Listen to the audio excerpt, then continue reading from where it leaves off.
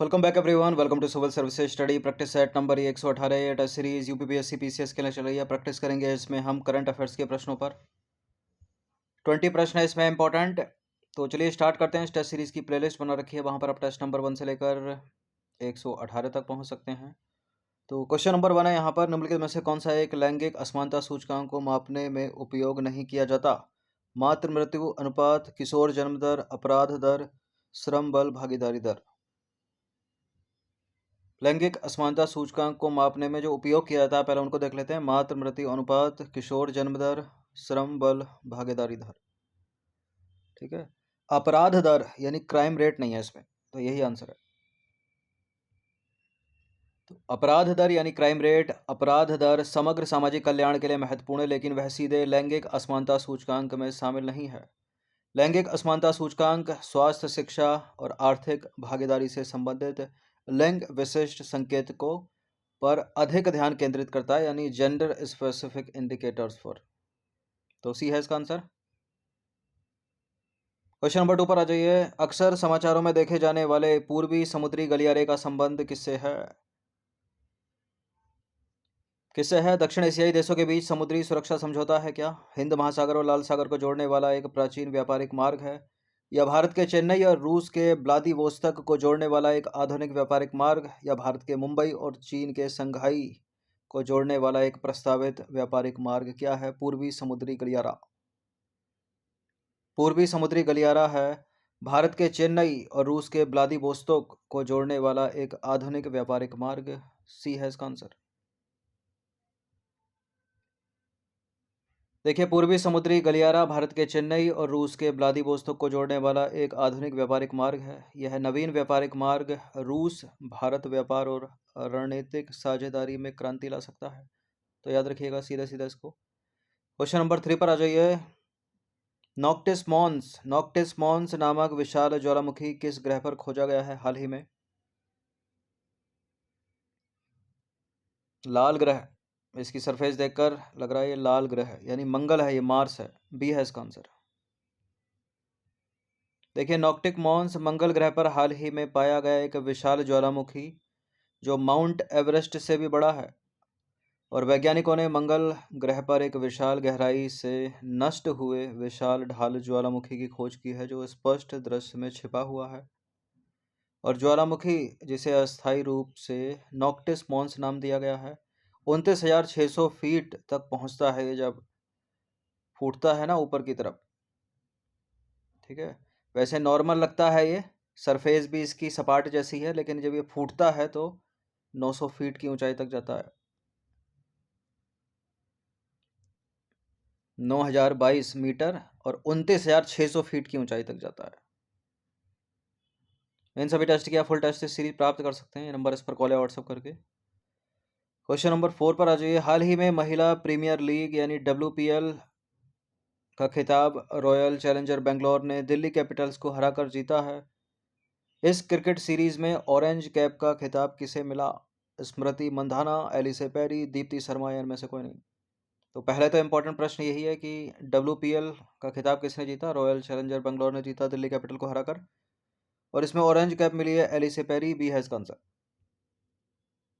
तो orange cap मिली है Ellyse Perry को, और पर्पल कैप मिली है श्रेयंका पाटिल। सबसे मूल्यवान खिलाड़ी रही दीप्ति शर्मा, और फाइनल की सर्वश्रेष्ठ खिलाड़ी रही सोफी मेलिनेक्स सोफी मोलिनेक्स।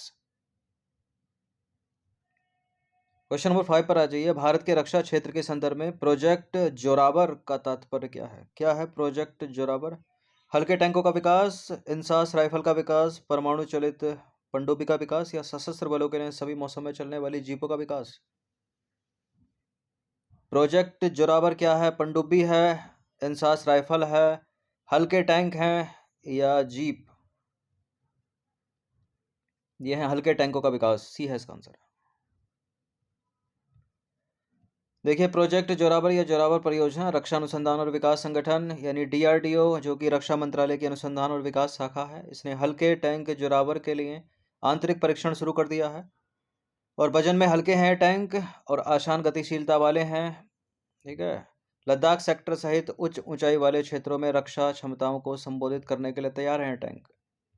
और डीआरडीओ अगले 4 महीनों के भीतर इस परियोजना को आगे के परीक्षणों के लिए सेना को सौंप देगा।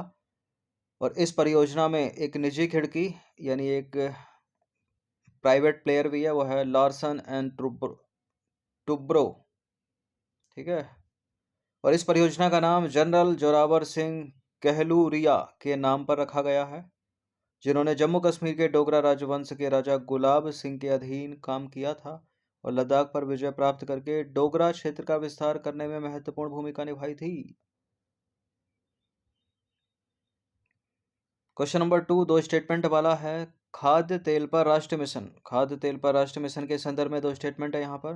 देखिए, कृषि और किसान कल्याण मंत्रालय के तहत अगस्त 2021 में राष्ट्रीय खाद्य तेल मिशन ऑयल पॉम जारी हुआ। इस मिशन के तहत दक्षिणी भारत और अंडमान निकोबार द्वीप समूह पर विशेष फोकस है। कौन सा इसमें इनकरेक्ट है बताना। इस तरह का प्रश्न कल के टेस्ट में भी था एक। खाद्य तेल मिशन ऑयल पाम, खाद्य तेल मिशन ऑयल पाम का जो फोकस है वो नॉर्थ ईस्ट राज्यों पर है, नॉर्थ ईस्ट राज्य और अंडमान निकोबार द्वीप समूह। तो दूसरा वाला कटेगा, पूरा स्टेटमेंट पहला वाला सही है, इनकरेक्ट ही ढूंढना है तो दूसरा वाला इनकरेक्ट है, यही आंसर है। तो पीआईबी की न्यूज़ है ये, कैबिनेट ने खाद्य तेलों पर राष्ट्रीय मिशन ऑयल पाम के कार्यान्वयन को मंजूरी दी है। खाद्य तेल पर राष्ट्रीय मिशन, पहला वाला स्टेटमेंट सही है। कृषि और किसान कल्याण मंत्रालय के तहत अगस्त 2021 में राष्ट्रीय खाद्य तेल मिशन ऑयल पाम जारी हुआ और इस मिशन के तहत भारत के उत्तर पूर्वी राज्यों न कि दक्षिणी भारत और अंडमान निकोबार द्वीप समूह पर विशेष फोकस है। और तो दूसरा वाला स्टेटमेंट गलत है, वही आंसर है। क्वेश्चन नंबर 7 पर आ जाइए। हाल ही में भारत के प्रथम हरित हाइड्रोजन इलेक्ट्रोलाइजर का शुभारंभ कहाँ किया गया है। हर वो चीज़ एग्जाम के लिए इंपॉर्टेंट है जो पहली है भारत में, गुजरात में किया गया है, ये ए है इसका आंसर। देखिए, 1 मार्च 2024 को लार्सन एंड टुब्रो लिमिटेड ने गुजरात के हजीरा के ग्रीन हाइड्रोजन प्लांट में अपना पहला स्वदेश निर्मित हाइड्रोजन इलेक्ट्रोलाइजर का शुभारंभ किया। इस इलेक्ट्रोलाइजर की रेटेड बिजली क्षमता 1 मेगावाट है, जिसे 2 मेगावाट तक बढ़ाया जा सकता है। और यह एक प्रेशराइज्ड एल्कलाइन इलेक्ट्रोलाइजर है जो 2 स्टैक और एक स्वदेशी रूप से निर्मित इलेक्ट्रोलाइजर प्रोसेसिंग यूनिट से सुसज्जित है। तो गुजरात का नाम याद रखिएगा। क्वेश्चन नंबर 8 पर आ जाइए। 27 फरवरी 2024 को किस बल्लेबाज ने T20 अंतर्राष्ट्रीय में सबसे तेज शतक लगाने का रिकॉर्ड अपने नाम किया। T20 में सबसे तेज शतक लगाया है इन्होंने और इनका नाम है John Nicol Loftie Eaton, John Nicol Loftie Eaton. इससे पहले रिकॉर्ड नाम था कुशल मल्ला के नाम, कुशल मल्ला, कुशल मल्ला नेपाल के हैं और ये हैं नामीबिया के। तो जॉन निकोल लाफ्टी ईटन ने सबसे तेज शतक लगाने के मामले में नेपाल के कुशल मल्ला का रिकॉर्ड तोड़ दिया। कुशल मल्ला ने उपलब्धि मंगोलिया के खिलाफ हासिल की थी और लाफ्टी ईटन ने यह उपलब्धि हासिल की है नेपाल के खिलाफ। ये एक तालिका इंपॉर्टेंट है थोड़ी सी। अंतर्राष्ट्रीय T20 में सबसे तेज शतक लगाने वाले शीर्ष 5 बल्लेबाज यदि हम देखें तो प्रथम स्थान पर है John Nicol Loftie eaten, Namibia के हैं ये, और 33 बॉल में इन्होंने शतक बनाया है वर्ष 2024 में, यानी इसी साल। वर्ष 2023 में कुशल मल्ला ने शतक बनाया था 34 गेंदों में, नेपाल के हैं वो, मंगोलिया के खिलाफ बनाया था। डेविड मिलर ने बनाया था 2017 में 35 गेंदों पर, दक्षिण अफ्रीका के हैं। रोहित शर्मा ने भी 35 गेंदों पर बनाया था, भारत के हैं, 2017 में बनाया इन्होंने भी। और सुदेश विक्रम सेकरा ने बनाया, 6 गणराज्य के हैं वो, वर्ष 2019 में 35 गेंदों पर।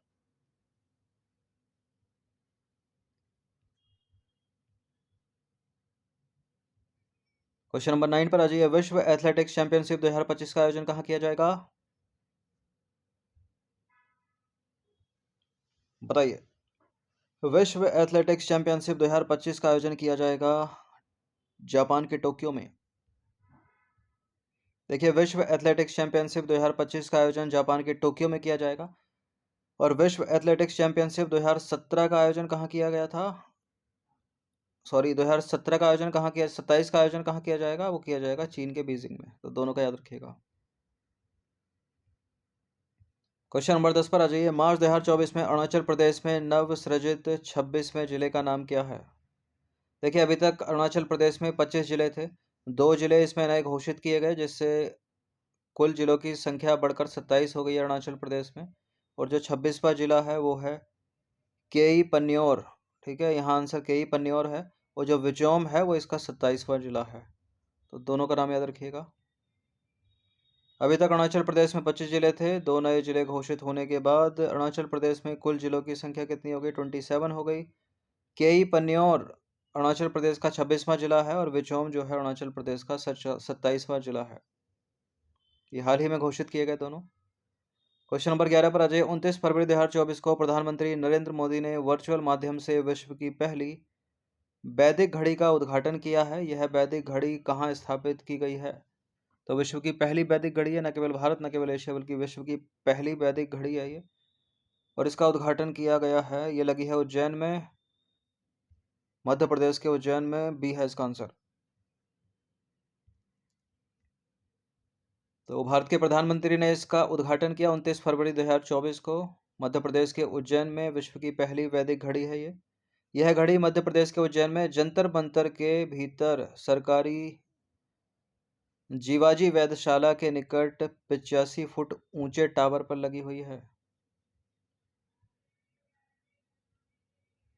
क्वेश्चन नंबर 12 पर आ जाइए। 8 मार्च 2024 को मनाए गए अंतर्राष्ट्रीय महिला दिवस की थीम क्या है? इंटरनेशनल वुमेन डे की थीम या विषय क्या रहा? Inspire inclusion.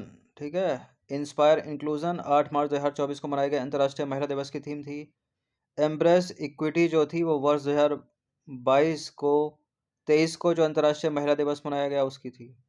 Gender equality today for a sustainable tomorrow, ये 2022 में मनाया गया, उसकी थी।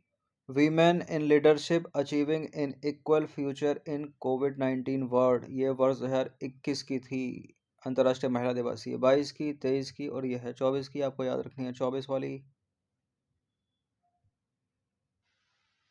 अंतर्राष्ट्रीय महिला दिवस प्रत्येक वर्ष 8 मार्च को मनाया जाता है। वर्ष 2024 में जो अंतर्राष्ट्रीय महिला दिवस मनाया गया उसकी थीम या विषय क्या है? Inspire inclusion.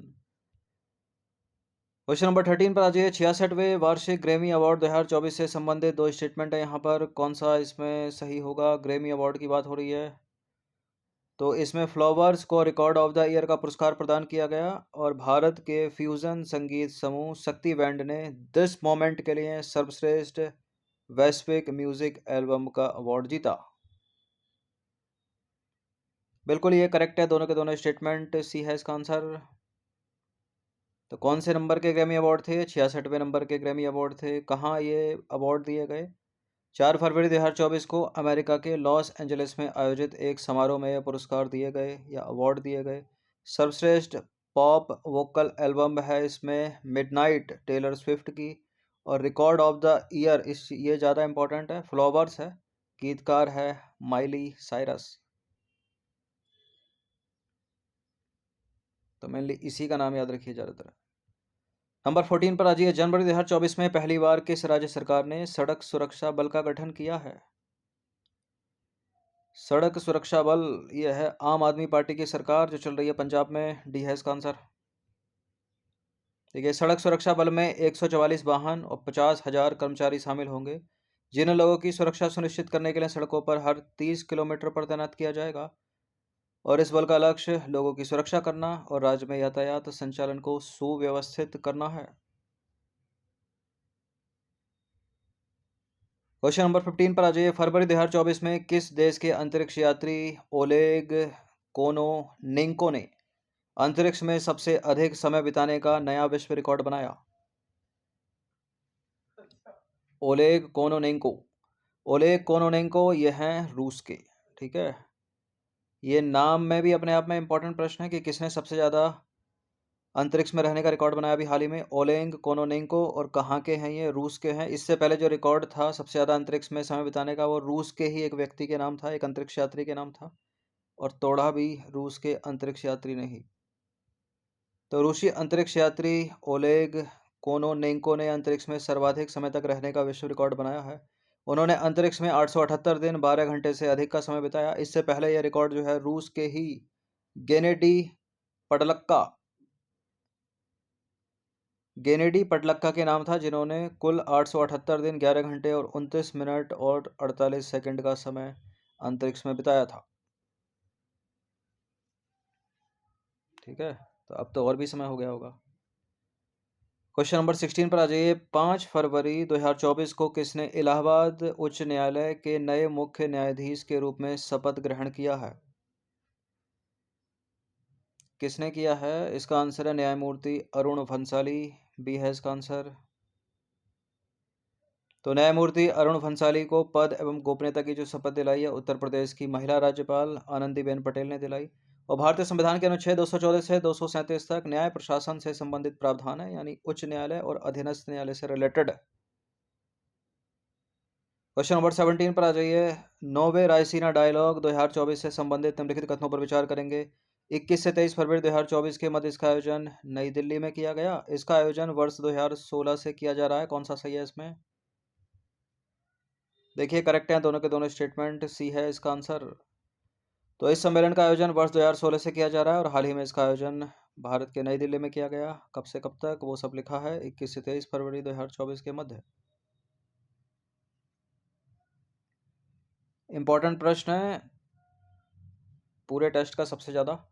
58वें ज्ञानपीठ पुरस्कार से संबंधित निम्नलिखित कथनों पर विचार करेंगे। 17 फरवरी 2024 को प्रसिद्ध गीतकार गुलजार और संस्कृत विद्वान जगत गुरु राम भद्राचार्य को 58वां ज्ञानपीठ पुरस्कार प्रदान किए जाने की घोषणा की गई। ठीक है, ये फोटो एडेड है यहाँ पर। इससे पहला स्टेटमेंट तो करेक्ट होने की पूरी संभावना लग रही है। इस पुरस्कार की स्थापना 1958 में हुई थी। दूसरा स्टेटमेंट देखिए, पहला वाला तो सही है। गुलजार को और जगत गुरु राम भद्राचार्य को 58वां ज्ञानपीठ पुरस्कार से सम्मानित किए जाने की घोषणा की गई। गुलजार इनका जो मेन नाम है, वास्तविक नाम है, वो भी इम्पोर्टेंट है, एग्जाम में पूछा जा चुका पहले भी।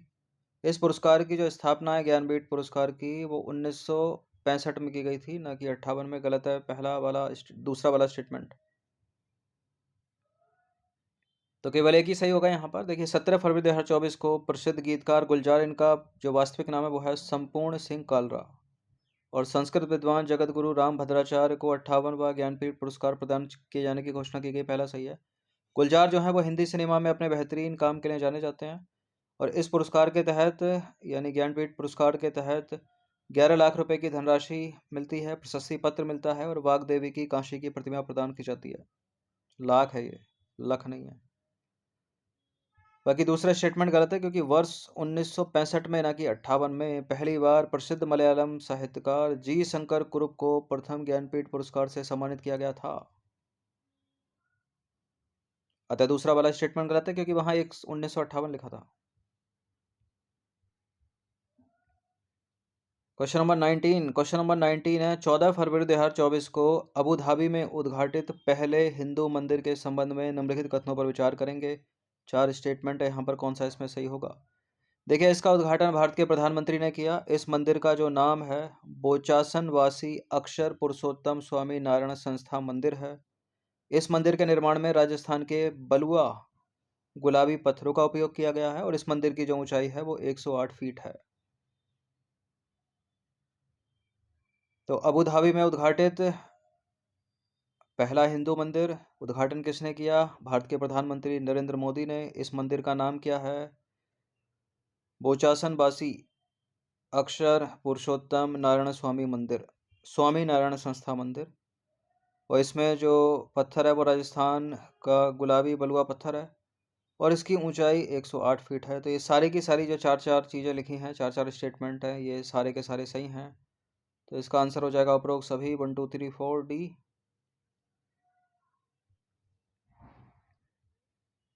तो सारी चीज़ें तो ऊपर हो गई हैं, बाकी और चीज़ें इससे जुड़ी। इस मंदिर में तापमान मापने और भूकंपीय गतिविधियों पर नज़र रखने हेतु उच्च तकनीक के 30 से अधिक सेंसर लगाए गए हैं। मंदिर के निर्माण में किसी भी धातु का उपयोग नहीं किया गया है, और नींव को भरने में फ्लाई ऐश का उपयोग किया गया है। मंदिर को शिल्प और स्थापत्य शास्त्रों में वर्णित निर्माण की प्राचीन शैली के अनुरूप बनाया गया है। अब एक आसान सा प्रश्न है। फीफा 2026 कहाँ आयोजित किया जाएगा, जो कि एक फुटबॉल का विश्व कप होता है? बताइए। यानी एशिया,